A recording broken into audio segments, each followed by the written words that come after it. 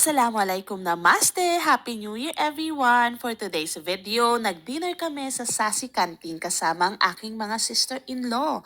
Wala kaming reservation, buti na lang may available table for us. First time ko nga palang kakain dito kaya naman excited ako.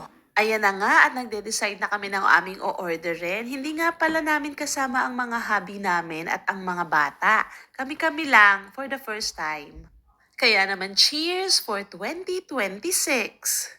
Mojito with green apple nga palang in-order ko. Mocktail at hindi yan cocktail.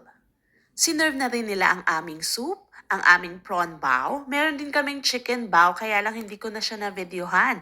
At eto na rin ang aking favorite na maki. Nakakamiss talaga ang Japanese food.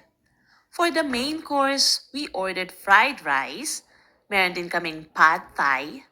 Hindi nga lang siya kasing lasa ng pad thai sa Thailand. We also have chili chicken and for the dessert, we ordered shahi tukra. It's an Indian dessert. Nabusog kami guys. Thank you for watching.